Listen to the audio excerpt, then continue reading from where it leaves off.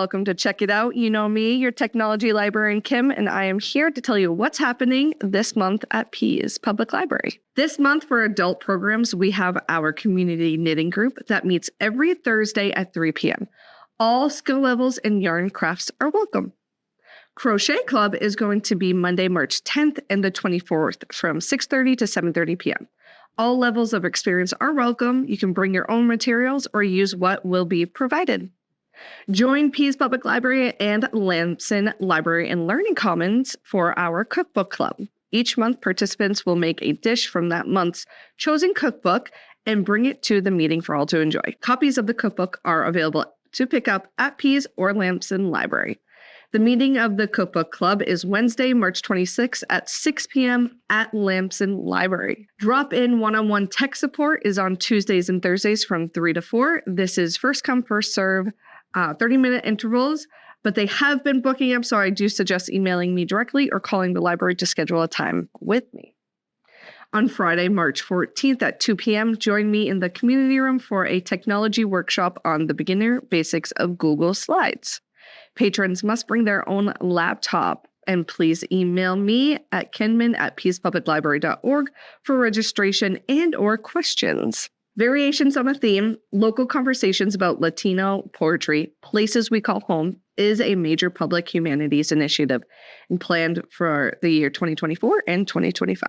This celebrates and explores a multifaceted legacy of Latino poetry. It is directed by Library of America and funded with generous support from the National Endowment of the Humanities. The Pease Public Library will host a conversation on the theme of music and performance on Wednesday, March 19th at 6 p.m. in our community room. Copies of the book will be available for checkout by late February and will be available on the first come, first serve basis. On Thursday, March 20th at 2 p.m., I will be hosting a tech workshop on the beginner basics of iPads. Patrons must bring their own iPad. Please email me at kinman@peacepubliclibrary.org for registration and or questions. On Friday, March 28th at 11 a.m., adults can join us in the community room for a 50s themed bingo, music bingo. And this month for youth services events and programs, on Wednesdays, story time is at 10:15, and Thursday story time is at 11, and is preceded by an 1 hour of sensory play from 10 to 11. Brick Builders, aka Lego Club, is a great place for Lego enthusiasts. Builders of all ages can come join us on Thursday, March 13th from 3:30 to 5 in the children's room for a themed Lego challenge. Duplo and Mega Blocks are available for our youngest builders. Kids of all ages can come read to Jack, a registered therapy dog, on Wednesday, March 5th and the 19th from 3:30 to 4:30 p.m. Reading to Jack is a great way for struggling and reluctant readers to build confidence and for shy kids to talk in a non-judgmental space. Tuesday, March 11th, tweens and teens can join me for Bread and Tacos. Bread will be meeting from 5 to 6 p.m. and tacos from 6 to 7 p.m. On Friday, March 21st, teens and tweens can join me in the community room for drop-in art making from 2:30 to 5 p.m. All materials will, of course, be provided. We always have new books coming into the library. Here are some highlights of ones that have recently come in or are being published this month. For adult fiction, check out these next titles. Indigenous Peoples' History of the U.S. is a graphic novel. In stunning full color and accessible text, a graphic adaptation of the American Book Award-winning history of the United States as told from the perspective of Indigenous people. Perfect for readers of all ages, Roxanne Dunbar Ortiz's influential New York Times bestseller exposed the brutality of this nation's founding and its legacy of settler colonialism and genocide. Through evocative full-color artwork, renowned cartoonist Paul Pert Smith brings this watershed book to life, centering the perspective of the peoples displaced by Europeans and their white descendants, to trace Indigenous perseverance over 4 centuries against policies intended to obliterate them. If you could swap your life for a better one, which one would you choose? In The Rainfall Market by Yu Yang Guang shares a story about the outskirts of Rainbow Town and an old abandoned house. They say that if you send a letter detailing your misfortunes there, you could receive a ticket.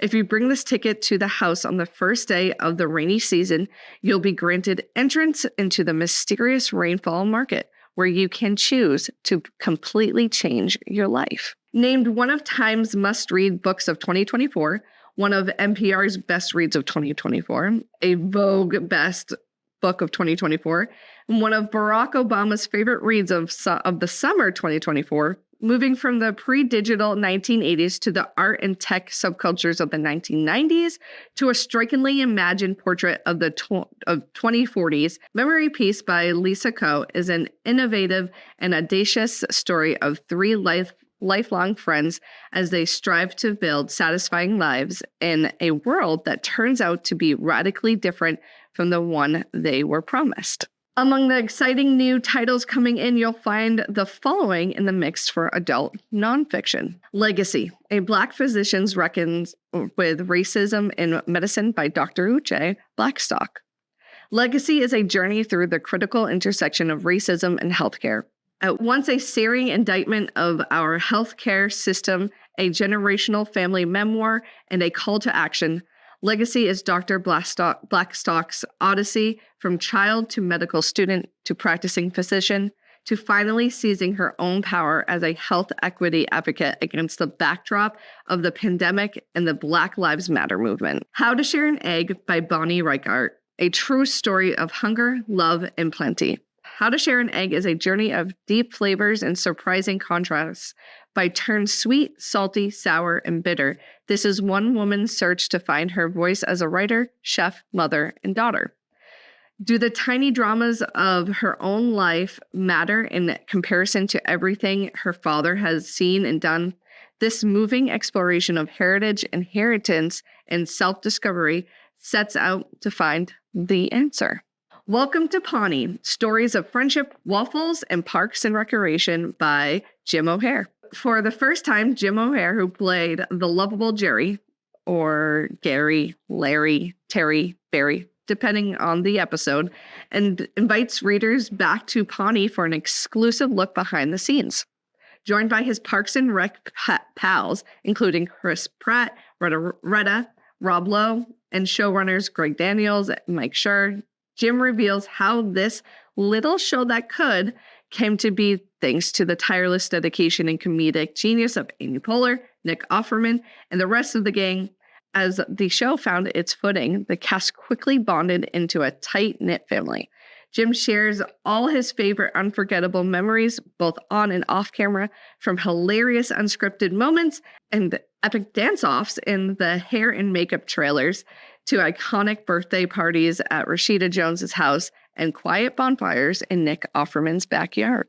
YA books to look out for this month. The Glass Girl by Kathleen Glasgow. Everyone in 15-year-old Bella's life needs something from her.